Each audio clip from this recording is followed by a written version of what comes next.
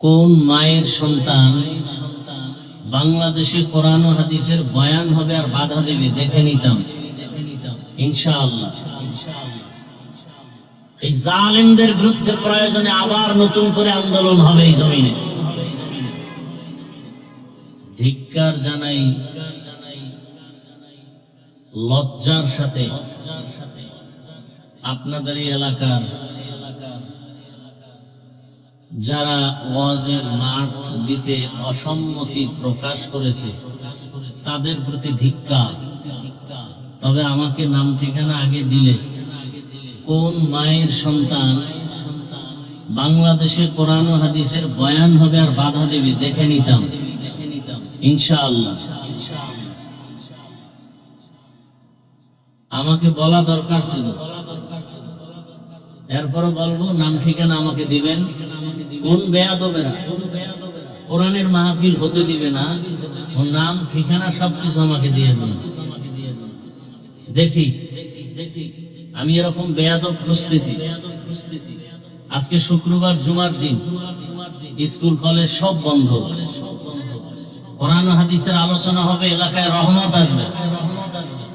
আল্লাহর দুশমন ছাড়া, ইসলামের দুশমন ছাড়া এই কোরআন ও হাদিসের মাহফিলে বাধা দিতে কেউ পারে না। ওই দুশমনদেরকে চিহ্নিত করব। আপনি আমাকে নাম ঠিকানা দিয়ে দিন, কাউকেই দেখবো তারা এই বেয়াদবিমূলক কথা বলার সাহস পাইল।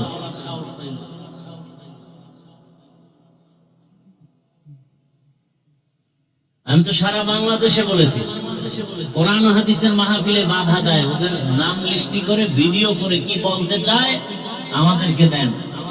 এই জালেমদের বিরুদ্ধে প্রয়োজনে আবার নতুন করে আন্দোলন হবে এই জমিনে।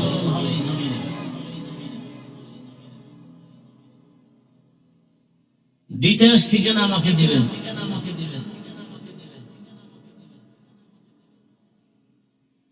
ওদেরকে চিহ্নিত করতে হবে, ওরা এদেশের নাগরিক না, সঠিক মানুষ না, ওরা ফেসিবাদের দোষর। ওদেরকে চিহ্নিত করতে হবে। এবার আবার নতুন তারিখ দেন, আবার মাহফিল দিবেন ওই মাঠে। কারা কারা বাধা দিব ওদের নাম ঠিকানা সব আমাকে দিবেন।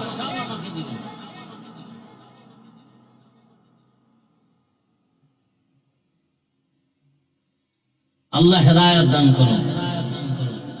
আমরা মানুষকে বুকে লাগাইতে শিখেছি, আঘাত করতে শিখি নাই। এদেশের উলামায়ে কেরাম এদেশে আছে বিদায় দেশ এখনো শান্তিতে আছে। উলামায়ে কেরাম না থাকলে দেশ এখন জাহান্নাম হয়ে যেত।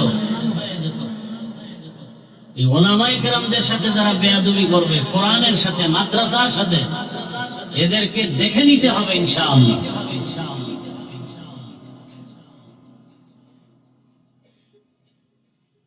বয়ান করার একটা পরিবেশ দরকার, কথা ঠিক না? চেষ্টা করলেও হয় না। কত বড় জালেম, আল্লাহর দুশমন, রাসূলের দুশমন। হ্যাঁ, কোরআনের মাহফিল হবে, বাধা দিবে।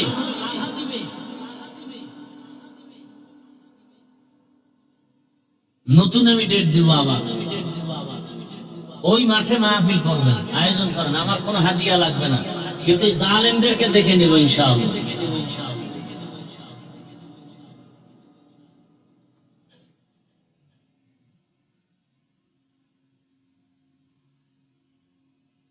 এক সেকেন্ডের ব্যাপার আপনি আমাকে কেন বললেন? এমন কোন মায়ের সন্তান আছে বাধা দিবে?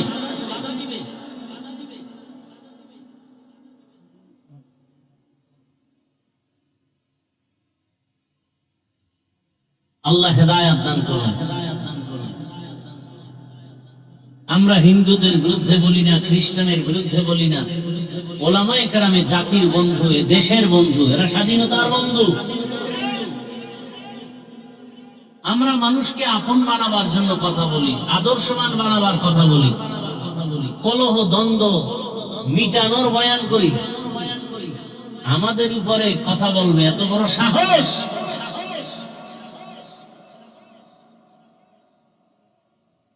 আপনারা এলাকাবাসী যারা আছেন, এই এলাকার না আপনারা, আপনারা সবাই মিলে নাম ঠিকানা কারা বাধা দিছে এরা লিস্টি করে আমাদেরকে দেন, নতুন করে এই মাঠে মাহফিল হবে ইনশাআল্লাহ।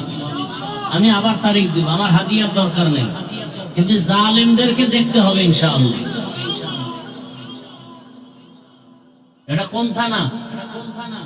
কলাবাগান। কি বলেন,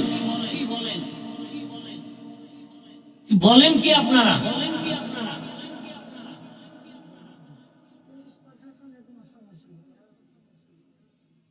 তো বললাম তো, যদি কোনো প্রশাসনের লোক বাধা দেয়, কে দিছে আমাকে বলেন। কালকে আপনারা বসে মিটিং করেন, নাম ঠিকানা আমাকে দেন, আমি নতুন তারিখ দেব, মাহফিল হবে। কি জায়গার নাম কি? মেহেরুন্নেসা স্কুল এন্ড কলেজ মাঠে মাহফিল হবে ইনশাআল্লাহ। কারা কারা বাধা দিছে আপনার এলাকার লোকজন এক হয়ে আমাকে নাম ঠিকানা দেন। যে বাধা দিবে ওর নাম লিস্টি করে দিবেন।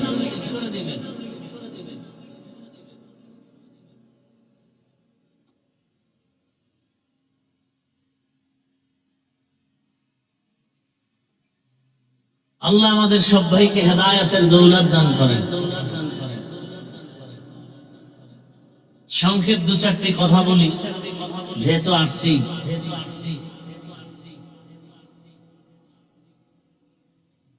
কোরআনে হাকিমের এক আয়াত, রাসূলের একটি হাদিসও পড়েছি।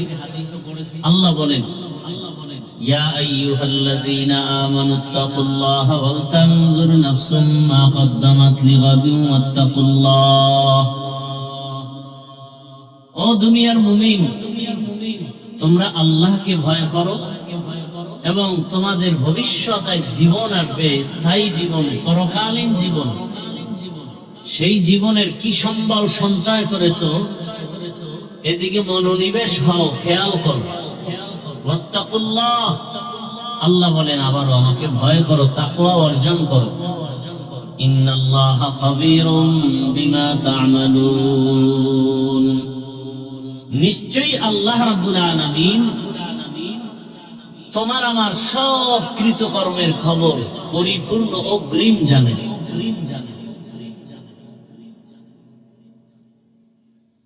নবীজি বলেন, হুব্বুদ দুনিয়া রাবসু কুল্লি খাতিআহ, দুনিয়ার লোভ, দুনিয়ার ভালোবাসা, দুনিয়ার মহাব্বত সব ধ্বংসের কারণ। যত বিপর্যয়, যত মুসিবত, আলেম, ওলি, আব্দাল, গাউস, কুতুব, দুনিয়ার সব মানুষ ধ্বংস হওয়ার একটাই কারণ, দুনিয়ার লোভ। এজন্য প্রবাদ আছে, লোভে পাপ, পাপে মৃত্যু। আর এই বিল্ডিং কি আপনার মাদ্রাসা?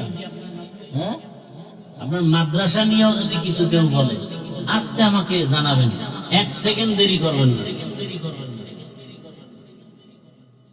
বাংলাদেশে মাদ্রাসা চলবে, ইসলাম চলবে, কোরআন চলবে, মসজিদ চলবে।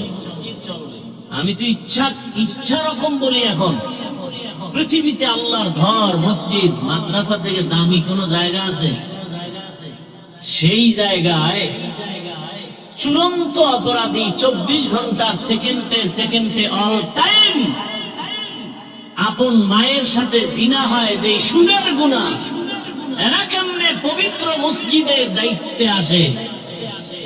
কারণ কি? সমাজে গজব আসবে না কেন? অশান্তি আসবে না কেন?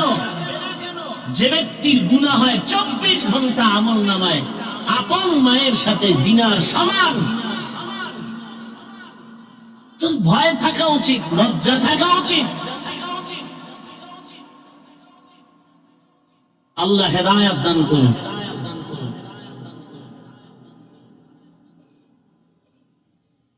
পৃথিবীতে আসছি একদিন, যাব একদিন,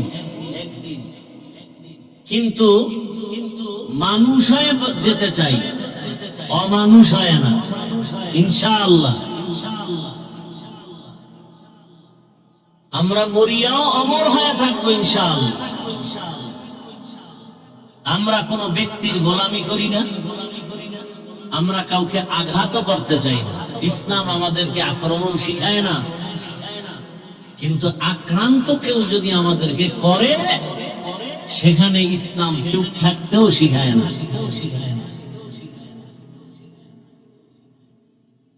তো দুনিয়ার সব মানুষের ধ্বংসের একটাই কারণ দুনিয়ার লোভ।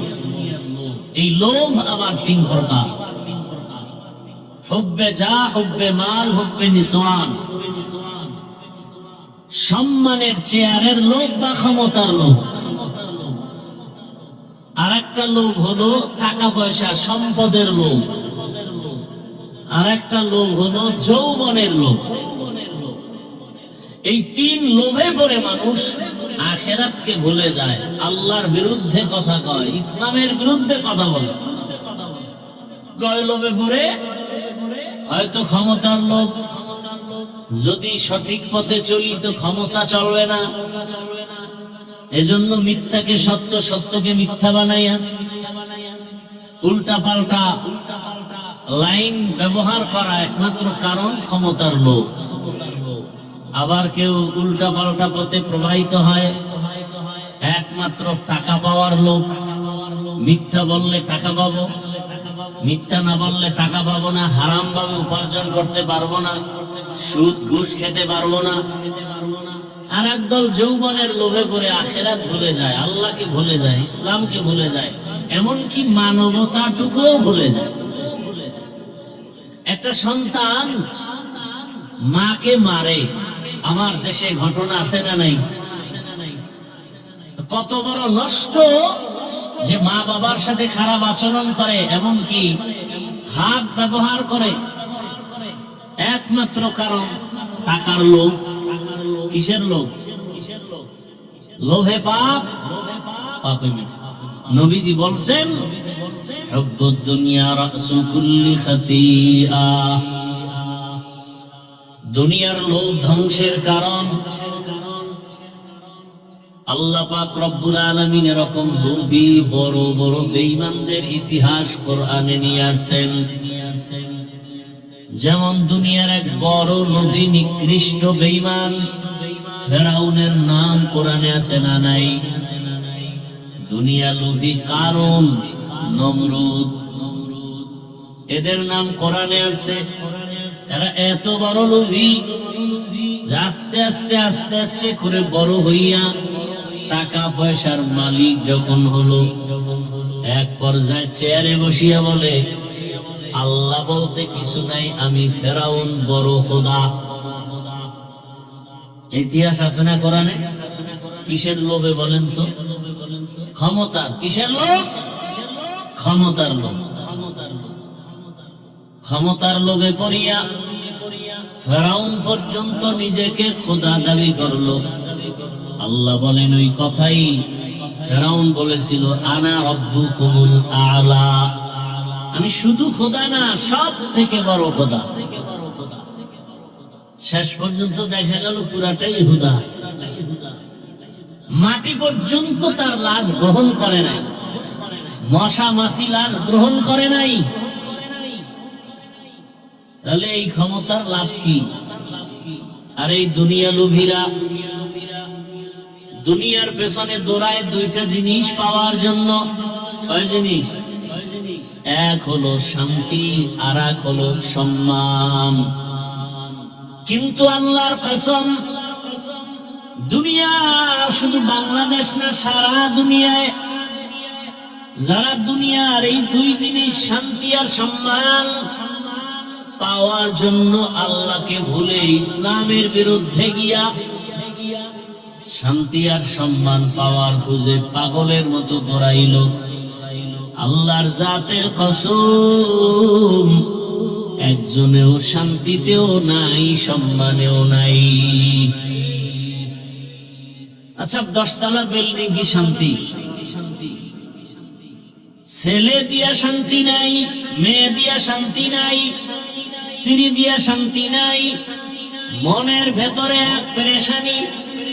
ব্যবসা দিয়া শান্তি নাই, চাকরির ময়দানে শান্তি নাই, খানা দানায় শান্তি নাই। 10 তলা বিল্ডিং আছে ঠিক, কিন্তু ট্যাবলেট না খাইলে আর ঘুম হয় না। এটা শান্তির ঘুম, বড় অশান্তি। সম্মানও নাই, ওই সম্মানের কি লাভ যেই সম্মানে পুলিশ স্যালিউট দেয়, র‍্যাব সম্মান জানায়, আবার এরাই হাতে হ্যান্ডকাপ লাগায়। এই সম্মানের ভ্যালু কি? এরা সব সময় দোয়া ইউনুস পড়তে থাকে, যেই পুলিশ আমারে সালাম দেয় কোনদের জানি আবার হ্যান্ডকাপ লাগায়। এরা ঘুমের মধ্যেও ভয় পায়, আসলুনি হামলা এর উপরে মামলা। আসলে দুনিয়ার পেছনে ঘুরে, ক্ষমতার পেছনে ঘুরে, টাকার পেছনে ঘুরে, দুই জিনিস চায়, সম্মান আর শান্তি। আসলে তো এদিকে ঘুরলে সম্মানও নাই, শান্তি দেওয়ার মালিক, সম্মানের মালিক। অতুইজ্জু মান তাশা ওয়া তুযিল্লু মান তাশা বিয়াদিকাল খায়র ইন্নাকা আলা কুল্লি শাইইন কাদির। আফসোস লাগে, এমন এক দেশে আসলাম, মানুষকে পাও ধরে ধরে বয়ান করি, অনেক জায়গায় শুনি আমগো জাতি টুপিওয়ালারাও আওয়াজে বাধা দেয়। কোন দেশে জন্ম নিলাম, কোন সমাজে আসলাম যে একজন মুসলমান হইয়া, একজন টুপিওয়ালা হয়ে আরেকজন আলেমের বয়ান হবে, সেখানে বাধা দেয়, বিভিন্ন অপকৌশল অবলম্বন করে। এদের অন্তর কত খারাপ! এজন্য ১৫০০ বছর আগে রাসূল বলেছেন, দুনিয়াতে সব থেকে ভালো আলেম, আবার সব থেকে একদল খারাপ হবে, তারাও আলেম। আছে না নাই? আলেম পর্দা করে না, কি করে না? যদি দেখেন আলেম পর্দা করে না, তাকে আলেম বলা জায়েজ নাই। লোভে পড়ছে, কিসে পড়ছে? হয়তো যৌবনের লোভে পর্দা করে না, অথবা টাকার লোভে পর্দা করে না, অথবা ক্ষমতার লোভে পর্দা করে না। আল্লাহ হেদায়েত দান করেন। অথচ আমরা নিজেদেরকে আদর্শ মানুষ গর্ব কোন স্কেলে? কোরআন হাদিস, সাহাবায়ে কেরামের আদর্শ, তাই তো? আম্মা জান আয়েশা রাদিয়াল্লাহু আনহা, রাসূলের ইন্তেকাল হয়ে গেল, আম্মা জান আয়েশার হুজরায় রাসূলের দাফন হলো। রহমতের নবী আরো তার পাশে কিছুদিন পরে তার বাবা আবু বকর সিদ্দিক রাদিয়াল্লাহু আনহু দাফন হলো। আম্মা জান খোলামেলা স্বাভাবিকভাবে চলাফেরা করে রুমের ভেতরে। ও পর্দার আড়ালের আম্মা জানেরা, বোনেরা, ভালো করে শুনে, রহমতের নবী রওজায়ে তাহারে, এর পাশে আবু বকর বাবা। আম্মা জান তেমন পেরেশানি নাই, চিন্তা মুক্ত চলেন। যেদিন হযরত ওমরের ইন্তেকাল হয়, শহীদ ফজরের নামাজের ইমামতিতে আছেন হযরত ওমর। নামাজের ভেতরেই দুশমন ওমরের উপরে আঘাত করলো, রক্তাক্ত হয়ে পড়ে গেলেন, নামাজটা শেষ করতে পারলেন না। সন্তান আব্দুল্লাহকে বলেন, আব্দুল্লাহ, বহু আগে আম্মা জানের কাছে তোমারে পাঠাইছিলাম একটা অনুমতির জন্য। আমারে রাসূল এত আদর করতেন আর ভালোবাসতেন, মতের নবী যেখানে যাইতেন আমাকে রাখতেন, আবু বকরকে রাখতেন, পরামর্শ নিতেন আমাদের থেকে। আমার মনের তামান্না দুনিয়াতে যেমন রাসূলের পাশে ছিলাম, ইন্তেকালের পরেও আমি রাসূলের পাশে থাকতে চাই। কিন্তু এই অনুমতি তো আম্মা জান আয়েশা থেকে নিতে হবে। আরো একবার তুমি অনুমতি চাইছিলা, আম্মা জান বলছেন ভেবে দেখি, আর ফাইনাল হয় নাই। এখন আমি মরণের বিছানায় পড়ে গেলাম, আমার কানে একটু আওয়াজ দাও। আম্মা জান আয়েশা রাদিয়াল্লাহু আনহার থেকে অনুমতি নাও, আমাকে একটু রাসূলের পাশে থাকার অনুমতি দিবেননি। আব্দুল্লাহ ওমরের সন্তান চলে গেছেন, আম্মা জানের কাছে গিয়া চোখের পানি ছেড়ে কান্না শুরু করলেন। আম্মা জান, আব্বা জান শহীদ, রক্ত মাখা শরীর, বিদায় বেলা আর একবার আপনার কাছে আমাকে পাঠিয়েছেন, আপনার অনুমতি চাই রহমতের নবীর পাশে দাফনের জন্য। আম্মা জান একটু সময় ভেবে বলেন, আব্দুল্লাহ, আমার বাবা জানের এত আপন, আমি কেমনে না বলি? যাও, বিদায় বেলা খলিফাতুল মুসলিমিন ওমরের কানে আওয়াজ দাও, রহমতের নবীর পাশে থাকার ক্ষেত্রে আমি আয়েশার কোনো বাধা নাই। আব্দুল্লাহ দৌড়ায়া বাবার কাছে খবর দিয়া দিলেন। ওমরে ফারুক রাদিয়াল্লাহু আনহু চোখের পানি ছেড়ে দোয়া করলেন। বিদায় বেলা বললেন, হে মালিক, শাহাদাতের তামান্না করেছিলাম, তুমি কবুল করেছো, আর মদিনার শহরে আমার দাফন হবে, তাও তুমি কবুল করেছো। আমি শুকর আদায় করি। রহমতের নবীর পাশে আবু বকর, পাশে ওমরের দাফন হয়ে গেল। এতদিন শুধু নবী আর বাবা, দাফন হওয়ার পরেও স্বাভাবিকভাবে চলতেন আম্মা জান। এখন ওমরের দাফনের পর আম্মা জান আয়েশা রাদিয়াল্লাহু আনহা রুমের মধ্যে ঢুকলেই কাপড় দিয়ে চেহারা ঢাকেন। জিজ্ঞাসা করা হলো, আম্মা জান, এতদিন খোলা মেলা চলছেন, এখন কেন চোখে পর্দা লাগান? এতদিন তো আমার দিন কেউ ছিল না, আমার বাবা আর আমার রহমতের রাসূল। এখন ওমরই এখানে আছে, আমার বড় ভয় লাগে, বেপরদার কারণে বুঝি আবার আল্লাহ বেজার হয়ে যাবেন। এর নাম তাকওয়া। হর কে দার খৌফে হকদার দি মাদাম, হর কে দারত খৌফে হকদার দিল মাদাম, জন্নতুল মাওয়া দেহদ উকরা মাকাম, জুজবা হক চি জে মখাজ ইনসুজা, ফজলে উআ মস্ত দর জুমলা জাহা। এরে আম্মা জানেরা, রহমতের নবীর পাশে মাটির নিচে হযরত ওমরের দাফন, এরপরও মাটির উপরে আম্মা জান আল্লাহকে তো ভয় করে তাকওয়ার উপরে চলেন। আম্মা জান, আপনাদের এত সম্মান, এত ইজ্জত আল্লাহ দান করেছেন, দুনিয়াতে পুরুষের তুলনায় আপনাদের মর্যাদা অনেক বেশি। আমি যদি বয়ান করতে থাকি সারা রাত বয়ান করা যাবে।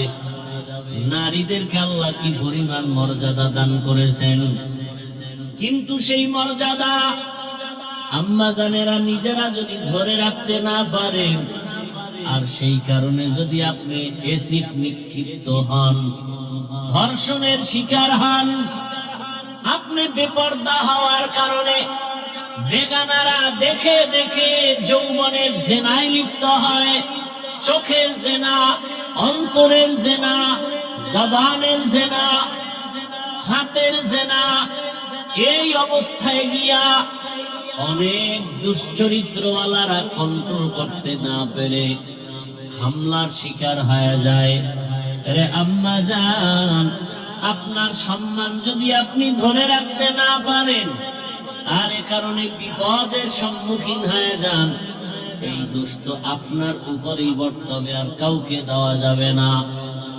রাস্তায় যদি স্বর্ণ পায়, স্বর্ণ মানুষ নিয়ে যাবে, ওই স্বর্ণ আর দিবে না, ওই স্বর্ণ কুক্ষিগত করে ফেলবে। আপনাদের মান তো স্বর্ণের থেকেও তুলনাহীন বেশি। আপনারা যদি বেপরদায় চেহারা প্রদর্শন করান বেগানার সামনে, দুনিয়াতে তো আকর্ষণ, এটা তো আল্লাহ প্রত্যেকটা মানুষের ভেতরে দিয়েছেন গুনাহের আকর্ষণ। এ কারণেই তো বেপরদাও বেড়েছে, ধর্ষণও বেড়েছে। কথা ঠিক না? আল্লাহর ভয় নাই। আর আমি তো বলি সব সময়, উলামায়ে কেরাম কলিজা ভাঙ্গা চোখের পানি আর বয়ান মসজিদে মাদ্রাসায় ময়দানে যদি না চালায় যাইতেন, এই দেশটা জাহান্নাম হয়ে যেত। এখনো তো মানুষ নামাজ না পড়লেও একটু ভয় অন্তরে আছে। এটা উলামায়ে কেরামের অবদান।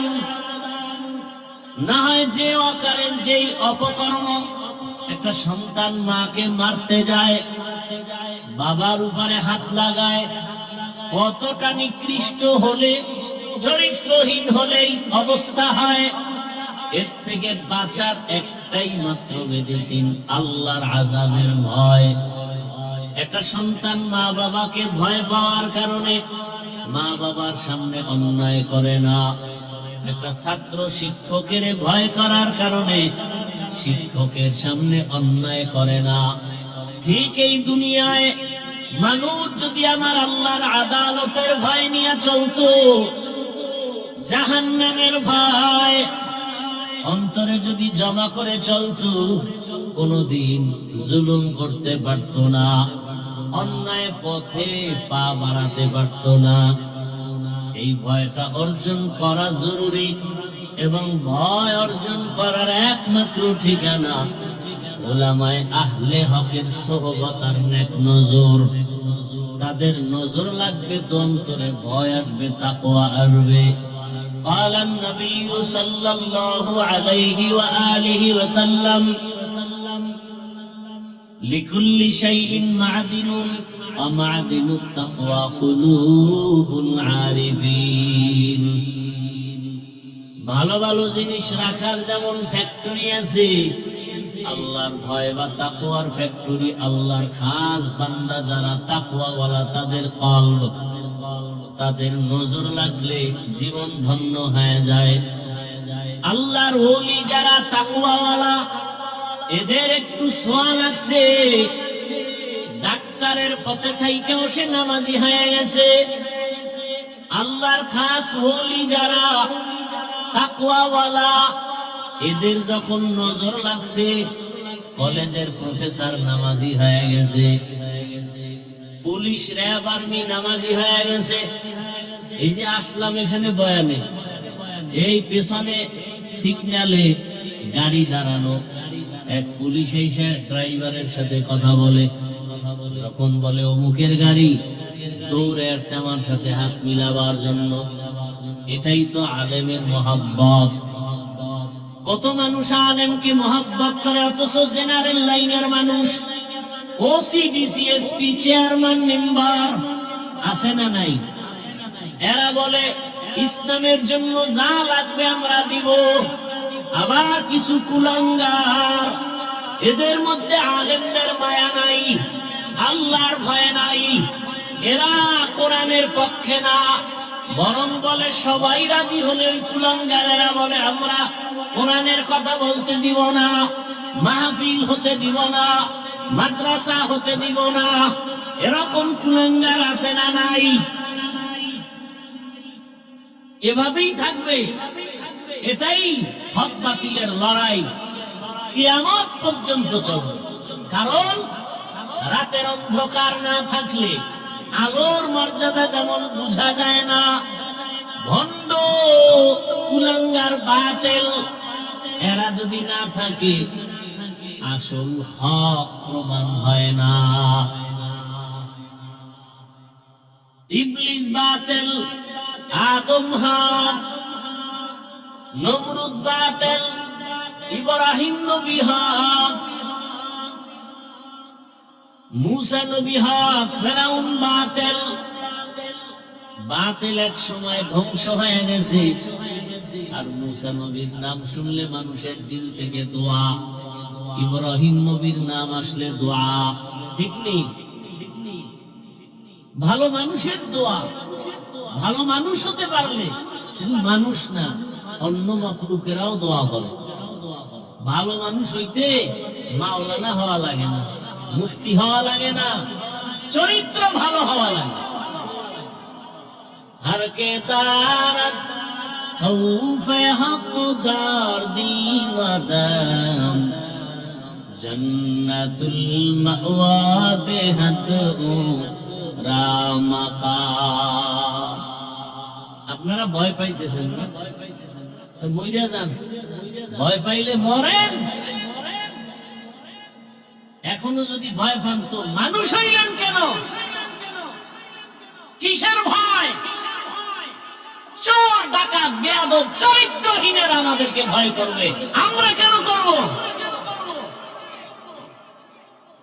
আমরা ভয় করি আল্লাহকে, আল্লাহর আযাবকে। আর দুনিয়ার সব আমাদেরকে ভয় করতে বাধ্য হবে ইনশাআল্লাহ।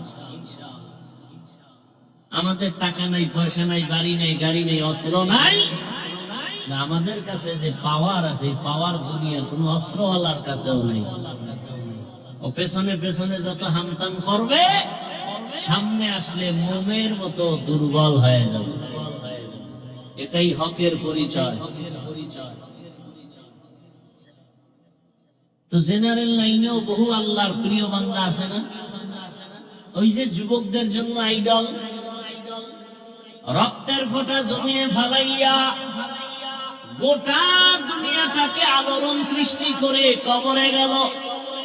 আর বুঝায় গেল দুনিয়ার মানুষ সততার উপরে যদি থাকো, টাকায় পশু বিক্রি হয়, টাকায় ওয়ামানুল বিক্রি হয়, টাকায় আমি হাদি বিক্রি হই না। আপনারাও বিক্রি হবেন ভোটের আগের রাতে। তাও কোন দামে?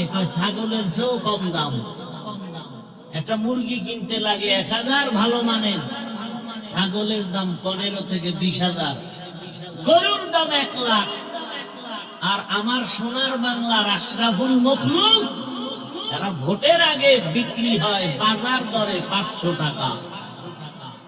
তার মানে ছাগলের চেয়েও খারাপ, গরুর চেয়েও খারাপ। মানুষ নাই, অমানুষ। মানুষ কোনদিন টাকায় বিক্রি হতে পারে না, পশু টাকায় বিক্রি হয়, অমানুষ টাকায় বিক্রি হয়। আল্লাহ হেদায়েত দান করুন, আল্লাহ হেদায়েত দান করুন। এই যে বদ অভ্যাস এ চালু হয়ে গেল। চেয়ারম্যানের থেকে খাইবে জনগণ, খাইয়া চেয়ারম্যান রে খানে খানে তাবিজ দিবে, মন্ত্র শিখাবে। তুমিও আমগো জায়গায় যাইয়া আমগো কপালে খাইও। চেয়ারম্যানও খায়, এমপিও খায়। কেউ খান কেন? এই যে জাগোটা খাই, ওরা আমারটা আগে খাইছে। কি ভাই? তাহলে এমপি, মন্ত্রী, চেয়ারম্যানরা আগে হারাম খায় না জনগণে খায়? জনগণের চেয়ারম্যান, এমপি প্রার্থীদের থেকে খাইয়া এরপরে শিখায় তুমিও খাও। এবার আপনারা রাস্তায় চিনলেন কেন? গম বরাদ্দ খাইয়া ফেলায়, রাস্তা ভরাটের টাকা খায়। আপনারা যে খাইছেন এটা বলেন না কেন? কি আমি কি মিথ্যা বলতেছি? এই আকাম চলে না। আল্লাহ হেদায়েত দান করুন। আপনারা খাইয়েন না হারাম, চেয়ারম্যানও খাবে না, এমপিও খাবে না, আমালুকুম উম্মালুকুম। জনগণ ভালো হলে তাদের নেতারাও ভালো হবে, জনগণের চরিত্র খারাপ হলে নেতাদের চরিত্র খারাপ হবে। কি ভাই, আমরাই তো ঠিক নেই, আমরাই কি নেই, ঠিক নেই। কারে বয়ান করবো, কারে গালি দিব? ওই যে একটু আগে বললাম না, মানুষকে পায়ে ধরে ধরে বয়ান করি, এখানে বাধা আসবে কেন? আর সেই বাধা যদি আবার কোন টুপিওয়ালা দেয়, এর থেকে আর কলঙ্ক কি হতে পারে? মাঝে মাঝে আমরা শুনি যে অমুক হুজুরে বলছে মাহফিল হবে না, বিভিন্ন ভাবে ষড়যন্ত্র করছে। বড় কষ্ট লাগে তখন, যে আলেম হইল কেন? আবার দিলকে সান্ত্বনা দেই, রহমতের নবী বলে গেছেন কিয়ামত পর্যন্ত আলেমদের দুই ভাগ থাকবে, একদল হক আর একদল বাতিল। হকপন্থী কখনো বেপরদায় যাবে না, হকপন্থী কখনো ইচ্ছা করে গুনার রাস্তায় ঢুকবে না।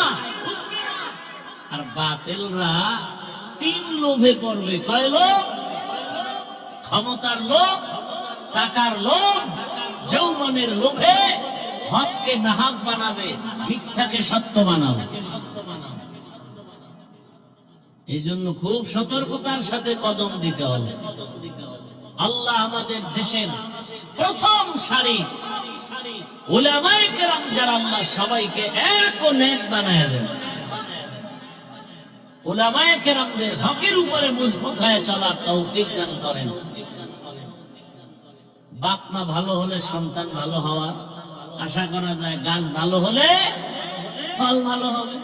উম্মতের গার্ডিয়ান উলামায়ে কেরাম, এই উলামায়ে কেরাম যদি সহনশীল সুন্নতের উপরে মজবুত হয়ে চলেন, আদর্শবান হন, এদের রঙে উম্মতেরাও রঙিন হয়ে যাবে। আল্লাহ তৌফিক দান করেন। মা বোনদেরকেও আল্লাহ আবেদা, সালেহা, জাকেরা, শাকেরা, পর্দাওয়ালা বানায় দেন। আমাদের প্রত্যেকের সন্তানগুলো দিনদার, আমানতদার, আদর্শবান, আদবওয়ালা বানায় দেন। দোয়া করি আল্লাহ মাদ্রাসা কবুল করেন, ছাত্রদের কবুল করেন। আল্লাহ পাক ভাড়ার উপরে চলে, আল্লাহ পাক মাদ্রাসার জন্য স্থায়ী জায়গার ব্যবস্থা করেন। ইনশাআল্লাহ হয়ে যাবে। কি হবে না? আরে মিয়া, স্কুলের জন্য জায়গার অভাব নাই, কলেজের জন্য জায়গা সব সরকার বরাদ্দ দেয়। কোম্পানি বিশাল বড় প্রজেক্ট করে মসজিদের জায়গা কোন রকম রাখে, স্কুলের খেলার মাঠের জায়গা, একটা মাদ্রাসার জায়গা রাখতে হিসাব করে এত বড় জায়গা ছেড়ে দিব। খেলার মাঠের জায়গার অভাব আছে, সরকারি বরাদ্দর অভাব নাই, মাদ্রাসার জায়গা নাই। কেন? মাদ্রাসার একটা সন্তান তো কাউকে গালি দেয় না, 24 ঘন্টা মা বাবার দোয়া নিয়ে চলে, কোরআন পড়ে, মানুষের জন্য দোয়া করে। এরপরও তো আলহামদুলিল্লাহ মাদ্রাসা এই কারণে বন্ধ নেই, আছে নাই, বরং দিন দিন বেড়েই চলছে। আর এই হাজারো লাখো কোটি ছোট ছোট বাচ্চারা ভোর রাতে উঠে কোরআন তেলাওয়াত করে, 5 ওয়াক্ত নামাজ জামাতে পড়ে, তাহাজ্জুদ পড়ে, আল্লাহর কাছে দোয়া করে। এই কারণে আল্লাহ পাক এই দেশকে এখনো নিরাপদে রেখেছেন। বুঝি না আমরা? দোয়া করি আল্লাহ মাদ্রাসার জন্য স্থায়ী সুন্দর এক জায়গার ব্যবস্থা করে দেন। আল্লাহ তো ডাইরেক্ট ঢাকা এসে জায়গা দিয়ে যাবেন। ওই সেদিন এক লোক বলতেছে ঢাকার মধ্যে উত্তরায় বিশাল এক জায়গা, সে কোটিপতি, বলতেছে আমার মনে চায় ব্যবসা বাণিজ্য যা করছি আমি এখন আল্লাহর ঘরের দিকে বেশি সময় কাটাবো, মদিনায় সময় কাটাবো, আর একটা বড় মসজিদ আর মাদ্রাসা করব। এই জায়গা পুরা দিয়া রেজিস্ট্রি করে এরপরে ওলামায়ে কেরামদেরকে হাতে তুলে দিছে। অল্প কয়েকদিন আগে, বেশি দিন আগে। তা আল্লাহ পাক তো দিন হেফাজত করবেন, জিম্মা কে নিছেন? আল্লাহ নিছেন। আমরা আপনাদের যেমন বুঝাই, ঠিক আবার আল্লাহর সাথে আমরা সময় মতো যোগাযোগ করি। কোন সময়? কোন সময়? এ কারণে দেখা যায় পাথরওয়ালা দিল মোমের মতো নরম হয়ে যায়। আজকে বলছে এখানে ওয়াজ হতে দিবে না, কিছুদিন পরে অন্তর নরম, আরে ভুল করলাম। হঠাৎ বলে খবর দিয়ে যে হুজুরকে ডাকো, এখানে মাদ্রাসা যা করবে সব টাকা আমি দেব। এরকম প্রমাণ নাই, অভাব নেই। তারপর আবু জাহিলে মরলে কি হবে? চরিত্র দুই কিছু তো থাকবে না, হক বাতিলের লড়াই তো চলবে না। কি ভাই, পরীক্ষায় সবাই কি পাস করবে? কেউ ফেল করবে, এটাই তো পরীক্ষার মান। সব পাস করলে তার মান থাকলো না, এটা দুনিয়ার নেচার হয়ে গেছে। কেউ পাস করবে, কেউ ফেল করবে। আল্লাহ এটা সিস্টেম চালু রাখছেন মানুষের অন্তরে আগ্রহ উদ্দীপনা বাড়াবার জন্য। আল্লাহ আমাদের বুঝার আমল করার তৌফিক দান করেন। আলহামদুলিল্লাহি রাব্বিল আলামিন, والصلاة والسلام على سيد الأنبياء والمرسلين وعلى آله وأصحابه أجمعين.